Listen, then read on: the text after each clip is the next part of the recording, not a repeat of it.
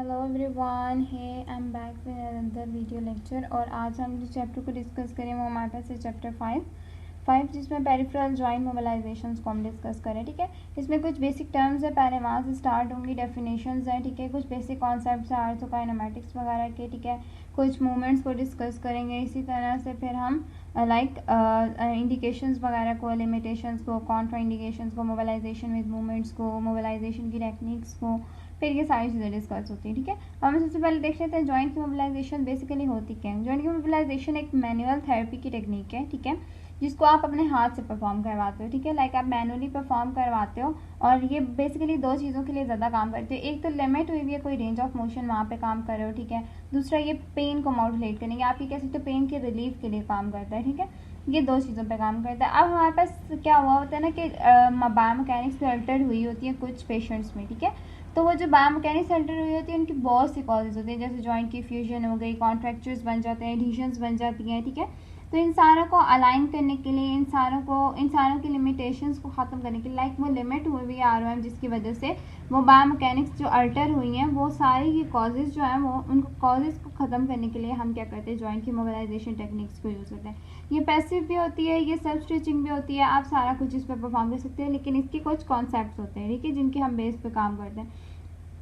इसको आप एनेस्थीसिया के अंडर भी कर सकते हो, इसको आप, लेकिन मोबिलाइजेशन की ही लास्ट, लाइक आप ये कह सकते हो कि एक टेक्निक है जिसमें हम थ्रस्ट दे रहे होते हैं या मैनिपुलेशन कर रहे होते हैं, तो वो हम एनेस्थीसिया के अंदर भी कर सकते हैं। ठीक है, लाइक जो आप कहते हैं ना कि एक मेडिकल प्रोसीजर है। ठीक है, इसमें आप बेसिकली हम काम ज़्यादातर आर्थोकाइनेमैटिक्स के ऊपर कर रहे थे। ठीक है, तो इसलिए हमें एनाटमी, आर्थोकाइनेमैटिक्स, पैथोलॉजी, ये चीज़ें सारी चीज़ें पता होनी चाहिए किसी भी जॉइंट पे जहाँ पे आप काम कर रहे हो। ठीक है, वहाँ की बेसिक एनाटमी, पैथोलॉजी, वहाँ पे आर्थोकाइनेमैटिक्स क्या है, ठीक है, वो सारी चीज़ें आपको पता होनी चाहिए। किस साइड पे आप जॉइंट की ग्लाइड दोगे, किस साइड पे आप ग्लाइड दोगे, ये सारी चीज़ें आपको पता होनी चाहिए। ठीक है, रोलिंग किस साइड पे और ग्लाइडिंग किस साइड पे, ये सारी चीज़ें आपको पता होनी चाहिए। ठीक है, नेक्स्ट चीज़ जो हमारे पास आ जाती है वो हम बेसिक टर्म्स को डिस्कस कर लेते हैं। टर्म्स बेसिकली स्टार्ट होती है मोबिलाइजेशन एंड मैनिपुलेशन से। ठीक है, मोबिलाइजेशन, मैनिपुलेशन एक ऐसे दो वर्ड्स हैं जिनका मीनिंग सेम ही है। ठीक है, ये एक पैसिव स्केल्ड मैनुअल थेरेपी की टेक्निक्स हैं। ठीक है,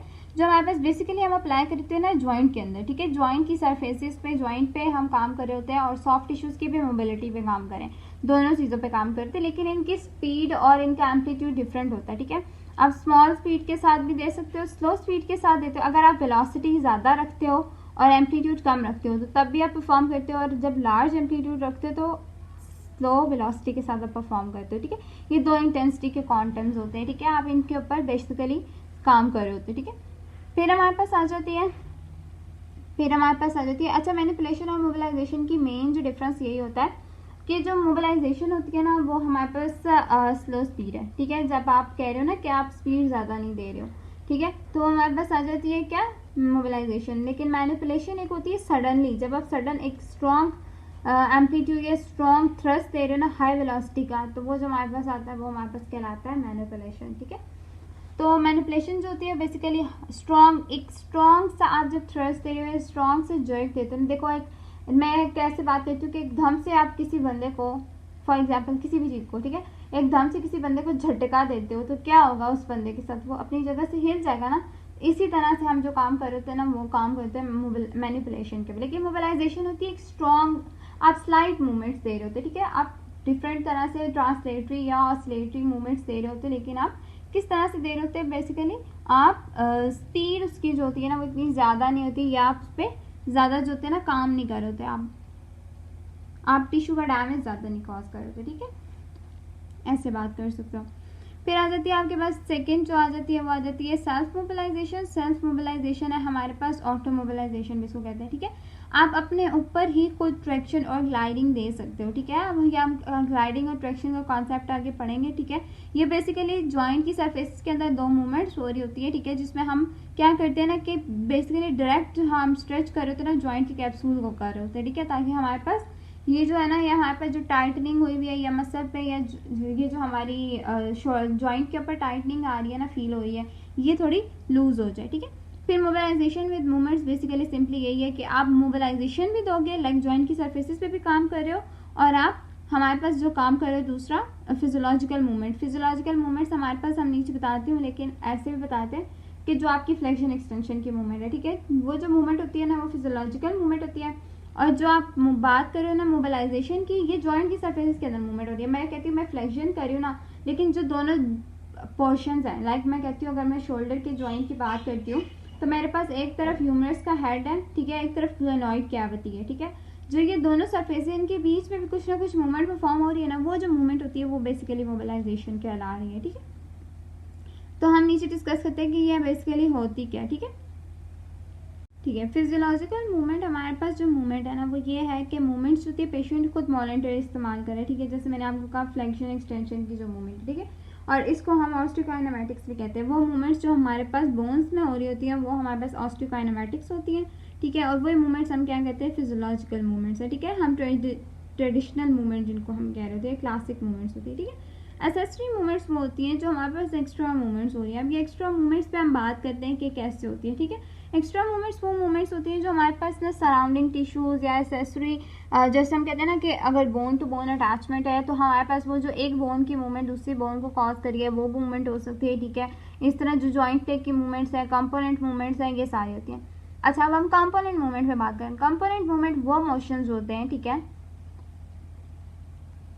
कंपोनेंट मूवमेंट वो मोशंस होते हैं जो हम क्या कहते हैं ना कि एक मोशन, जैसे मैं एक्टिव मोशन परफॉर्म कर रही हूँ या मैं फिजियोलॉजिकल मूवमेंट कर रही हूँ, लेकिन ये मेरी फिजियोलॉजिकल मूवमेंट अकेले नहीं हो रही, ठीक है, ये अपने साथ साथ और भी बोन्स को मूव करा रही है, ठीक है। तो ये जो मूवमेंट्स होती है ये कंपोनेंट मूवमेंट होती है, ठीक है। अगर मैं ऐसे कहूँ कि यहाँ पे भी इन्होंने एग्जाम्पल दी हुई है, ठीक है, हम ऊपर जाके देखते हैं, यहाँ पे इन्होंने हमें एग्जाम्पल दी हुई है कंपोनेंट मूवमेंट की। यहाँ पे उन्होंने हमें जो एग्जांपल दी हुई है ना, ठीक है, वो दी हुई है upward rotation of scapula and rotation of clavicle, ठीक है। जो हमारे पास स्कैपुला और क्लैविकल की रोटेशन हो रही है किसके साथ, शोल्डर की फ्लेक्शन के साथ। उन्होंने क्या कहा है हमें पास कि अपवर्ड रोटेशन हो रही है स्कैपुला की और इधर स्कैपुला हमारे पास शोल्डर ब्लेड है, ठीक है, शोल्डर ब्लेड की, और रोटेशन हो रही है क्लैविकल की, ठीक है। क्लैविकल हमें पता है ब्यूटी बोन, या हम जिसको कहते हैं कि हमारे पास बिल्कुल जिसकी अटैचमेंट हुई हुई है स्कैपुला के साथ, ठीक है। जो हमारे पास ये जो बोन है ना, ठीक है, इन दोनों की कंबाइन मूवमेंट होती थी कब, जब हम शोल्डर की फ्लेक्शन परफॉर्म करवा रहे हैं, ठीक है। जब हम शोल्डर की फ्लेक्शन परफॉर्म करा रहे हैं हमारे पास दो मूवमेंट साथ साथ हो रही है। कौन सी, अपवर्ड रोटेशन स्कैपुला के ऊपर और रोटेशन हो रही है क्लैविकल की भी, ठीक है। इसी तरह उन्होंने कोई एग्जाम्पल दी है कि हम कहते हैं जब रोटेशन हो रही है फिबुला की तो वो एंकल के मोशंस के साथ हो रही है, ठीक है। इस तरह इन्होंने एग्जाम्पल दी है कि जैसे फिबुला भी मूव करती है, कैसे, जब एंकल पे कोई मूवमेंट परफॉर्म होगी, ठीक है। ये हमारे पास आती है कंपोनेंट मूवमेंट्स। नेक्स्ट आ जाते हैं joint play. Joint play basically ये सारी चीज़ें जो मैंने अभी बात की थी ना, हमने ट्रैक्शन की, डिस्ट्रैक्शन की, रोलिंग की, स्पिनिंग की, वो मूवमेंट जो जॉइंट की सरफेसिस के बीच में हो रही है, ठीक है, जिस पर मोबिलाइजेशन की टेक्निक इस्तेमाल कर रहे हैं हम, ठीक है, वो हमारे पास आ जाती है जॉइंट प्ले, ठीक है। इन मूवमेंट्स को हम कहते हैं क्या, जॉइंट प्ले है। यहाँ पे इन्होंने लिखा भी हुआ है डिस्ट्रैक्शन, स्लाइडिंग, कंप्रेशन, स्पिनिंग, ये सारी जो मूवमेंट्स होती हैं ये आती हैं, ठीक है, हमारे पास जॉइंट प्ले में। और ये हमारे पास आती है, इसको हम वहाँ पे हम ऑस्टियोकाइनेमेटिक्स कहते हैं फिजियोलॉजिकल मूवमेंट्स को, लेकिन जॉइंट प्ले को हम आर्थोकाइनेमेटिक्स कहते हैं, ठीक है। ये हमारे पास आ गई सारी चीज़ें। यहाँ पे उन्होंने कहा है कि हम इसको आर्थोकाइनेमेटिक्स कहते हैं। फिर हम नीचे डिस्कस करते हैं थ्रस्ट। थ्रस्ट मैंने पहले भी बताया कि जब हाई वेलोसिटी के साथ आप शॉर्ट एम्पलीट्यूड देते हो ना, ठीक है, तो हम उसको थ्रस्ट कहते हैं, ठीक है। थ्रस्ट जो होता है वो पैथोलॉजिकल लिमिट के बाद दिया जाता है। फॉर एग्जांपल मैं कहती हूँ एक पेशेंट के मूवमेंट रिस्ट्रिक्ट हुई हुई है, उसकी मूवमेंट काफ़ी पहले से रिस्ट्रिक्ट हो गई, तो मैं वहाँ पे क्या करूँगी, वहाँ पे उस एंड रेंज पे लेके जाऊँगी और वहाँ पे एंड रेंज पे जाने के बाद मैं उसको एक सर्टन थ्रस्ट दूँगी। वो जो थ्रस्ट कहलाता है वो कहलाता है हमारे पास क्या, मैनिपुलेशन जिसको हम कहते हैं, और ये हमारे पास बेसिकली कॉन्ट्रैक्चर्स को या आप ये कहते हैं कि एंड एडिशंस को ख़त्म करने के लिए होता है, ठीक है। जॉइंट के रिसेप्टर्स को स्टिमुलेट भी करता है हमारे पास। हमारे पास मैनिपुलेशन अंडर एनेस्थीसिया, वो मैंने आपको बात बताई थी कि मेडिकल प्रोसीजर होता है जो हमारे पास फुल आरएम को रिस्टोर कर सकता है, ठीक है। कैसे आप ब्रेक कर सकते हो एडिशंस को और एनेस्थीसिया के अंडर करते हो, ठीक है। ये सारा जो हमारे पास कॉन्सेप्ट है ये हमारे पास हो जाता है patient is like manipulation with under anaesthesia, ठीक है। ये हमारे पास जो होता है और बेसिकली पैसिव स्ट्रेच होता है जो हम फिजियोलॉजिकल मूवमेंट को दे रहे होते हैं या रैपिड थ्रस्ट दे रहे होते हैं फिजियोलॉजिकल मूवमेंट को। मसल एनर्जी टेक्निक्स बेसिकली एक ऐसी टेक्निक्स हैं जो हमारे पास एक्टिव कॉन्ट्रैक्शन डीप मसल्स पे काम करती हैं, ठीक है। Near the joint, line of pull के ऊपर जो हमारे पास एक्सेसरी मूवमेंट डिजायर है उसके साथ साथ, ठीक है। ये क्या करती है बेसिकली स्टेबलाइजेशन का सेगमेंट एक थेरेपिस्ट क्या करता है, नेक्स्ट सेगमेंट को स्टेबलाइज करता है, ठीक है, और जो हमारे पास डिस्टल एस्पेक्ट होता है ना मसल्स का, जहाँ पे अटैचमेंट हुई होती है उसको, ठीक है। फिर एक कमांड देते हैं, क्या कमांड देता है, वो ये देता है कि आइसोमेट्रिक कॉन्ट्रैक्शन करनी है आपने अपने मसल्स की, ठीक है, अपने मसल्स की आइसोमेट्रिक कॉन्ट्रैक्शन करनी है, जिसकी वजह से एसेसरी मूवमेंट जो हमारे पास होती है ना, वो जो हमारे पास वापस मिल जाती है हमें, ठीक है, एसेसरी मूवमेंट्स पे हम काम कर रहे थे, ठीक है। अब हमारे पास कुछ बेसिक कॉन्सेप्ट्स आ जाते हैं ज्वाइंट के मोशन के ऊपर। सबसे पहले उन्होंने हमारे पास आर्थोकाइनेमेटिक्स को डिस्कस करी है, और आर्थोकाइनेमेटिक्स में भी सबसे पहले उन्होंने ज्वाइंट की शेप्स पे बात की है। ज्वाइंट की शेप दो तरह की होती है, ठीक है, अगर दो तरह की मैं ज्वाइंट की शेप की बात करूँ, ठीक है, हम नीचे आते हैं तो यहाँ पे इन्होंने लिखा हुआ है ओवॉइड और सेलर शेप, ठीक है, ओवॉइड और यहाँ पे दूसरी ने बताई हुई है सेलर शेप। ओवॉइड शेप वो होती है जिसमें एक सरफेस कन्वेक्स है, एक कनकेव है। फॉर एग्जांपल जैसे मेरे शोल्डर जॉइंट है, एक कन्वेक्स एक कनकेव है, ठीक है।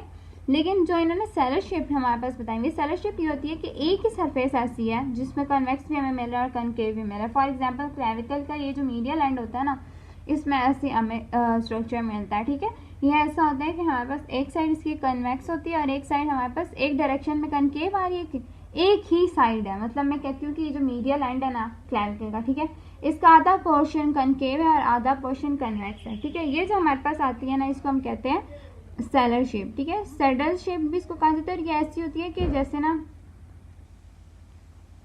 अगर मैं बात करूँ तो ये हमारे पास जैसे ये एग्जांपल दी हुई है उन्होंने, ठीक है,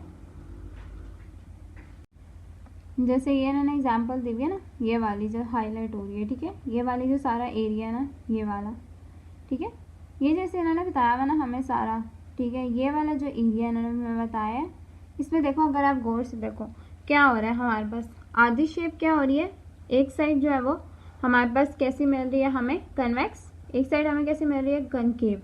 फिर यहाँ पे हमारे पास कौन सा पोर्शन आ रहा है कन्वेक्स, यहाँ पे आ रहा है कनकेव। ये जब दोनों एक दूसरे के साथ कनेक्ट होते हैं ना, ये ऐसी होती है ना, जैसे अगर आपने कभी देखा हो कि हॉर्स के ऊपर आप कभी बैठे हो, ठीक है, उसका हॉर्स के जो ऊपर बैठने जिस पे आप बैठते हो ना, उसके जो पोर्शन होता है ना, वो वाली जो जगह होती है, ठीक है, लाइक उसके ऊपर ना एक हॉर्स राइडर्स होते हैं ना, वो एक स्पेशल चीज़ रखते हैं जिसके ऊपर चढ़ते हैं वो, ठीक है, वो कुछ ऐसी शेप की बनी होती है, सैडल शेप जिसको हम कहा जाता है, ठीक है। ऐसे उन्होंने यहाँ पे हमारे पास एग्जांपल्स दिए है कि हमारे पास ऐसी शेप होती है। और ये नॉर्मली हमारे पास ओवॉइड शेप है, ठीक है, ये वाली जो हमारे पास है ना, ये सारी ओवॉइड शेप है, कि एक साइड जो एक बोन का एक जो बोन का एंड है वो हमारे पास कनकेव है, दूसरी जो बोन का एंड है वो हमारे पास कन्वेक्स है, ठीक है। फिर हमारे पास टाइप्स ऑफ मोशन आ जाती है। टाइप्स ऑफ मोशन काफ़ी डिटेल में उन्होंने यहाँ पे हमें डिस्कस किया, हम भी देख लेते हैं। ओके, अब उन्होंने क्या क्या है, हमारे पास बोनी लेवर है, मूव कर रहे हैं अराउंड द एक्सेस, ठीक है। उन्होंने दो तरह की मूवमेंट्स हमें फिर उन्होंने हमें बताया कि हमारे पास दो तरह की मूवमेंट्स आ रही हैं, ठीक है। उन्होंने कहा स्विंग मूवमेंट्स है हमारे पास, दूसरी जो सरफेसेस के बीच में मूवमेंट्स आ रही हैं, ठीक है, जिसमें रोलिंग, स्लाइडिंग, ग्लाइडिंग। जो स्विंग मूवमेंट्स है वो ये एबडक्शन, फ्लेक्शन, एक्सटेंशन वाली है, ठीक है, जिसको हम आरएम्स कहते हैं, जो गोनियोमीटर से हम ये कर सकते हैं, ठीक है।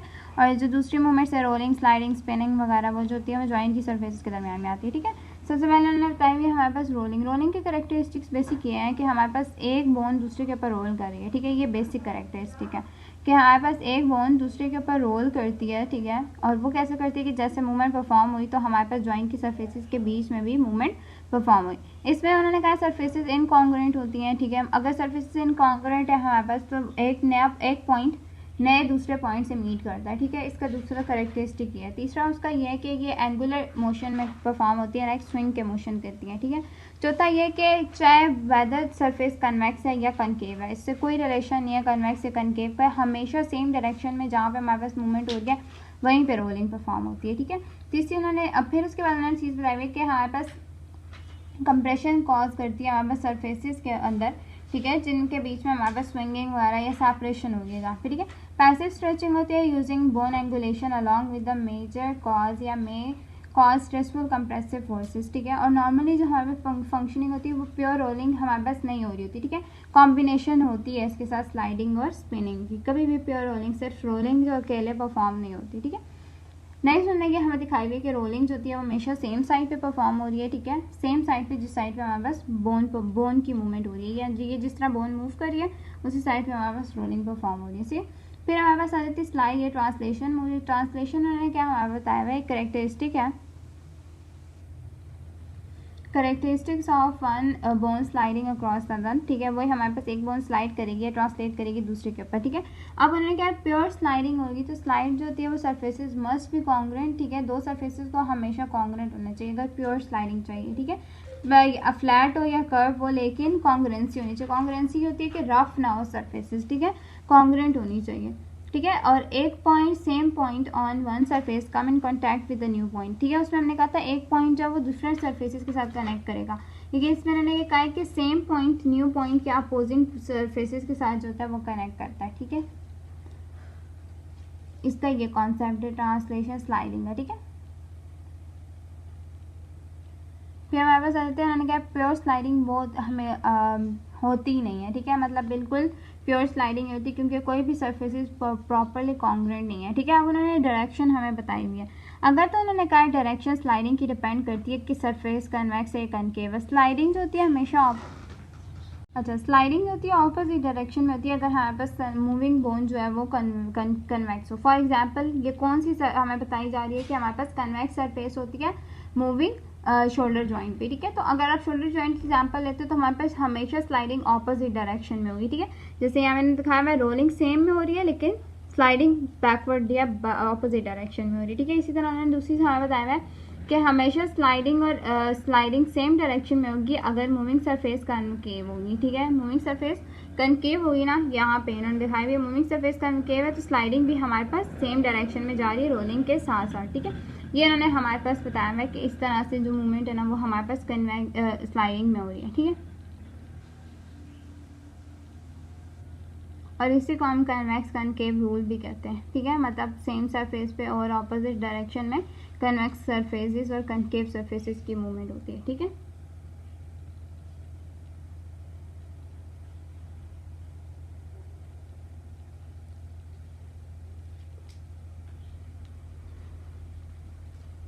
ओके बाकी जो है हम नेक्स्ट लेक्चर में डिस्कस करेंगे। Thanks for watching.